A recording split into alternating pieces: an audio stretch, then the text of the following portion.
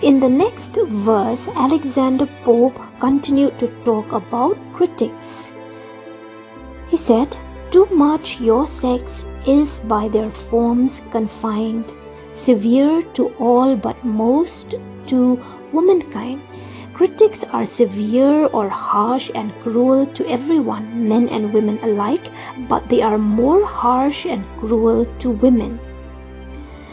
Most of the time, women have to follow the dictates and orders and opinions of critics.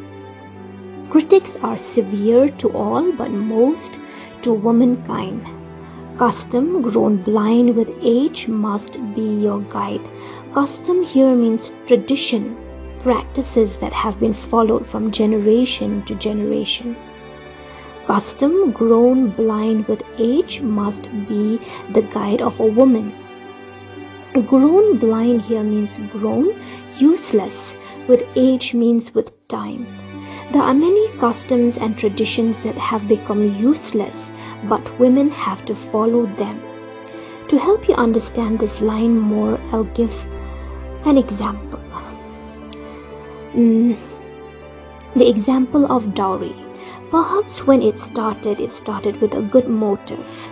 If a woman leave her parents' house and went to live in her in-laws, if she has enough money and goods with her, it will give her more freedom. Perhaps she'll be respected more, perhaps she'll be treated better. But in time, dowry became a demand.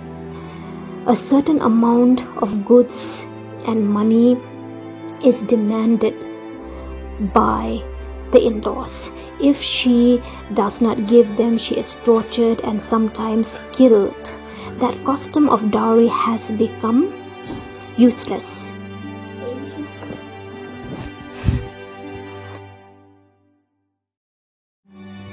Lines 31 to 49 contain advice which Alexander Pope gave particularly to women, especially Miss Blount.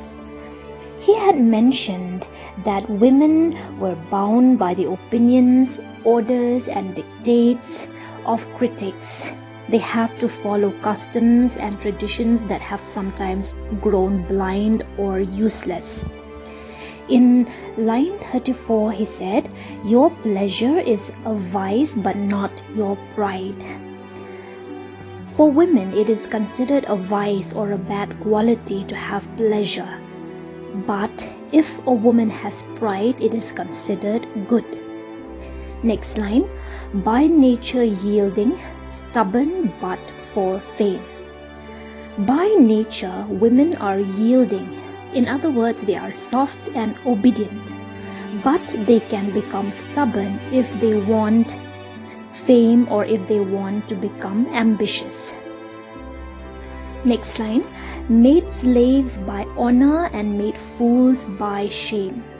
In what way are women made slaves by honor?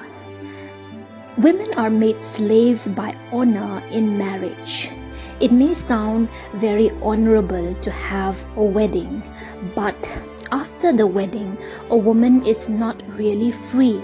She has to obey the dictates of her husband, of her in-laws, and she cannot really do the things that she used to do before.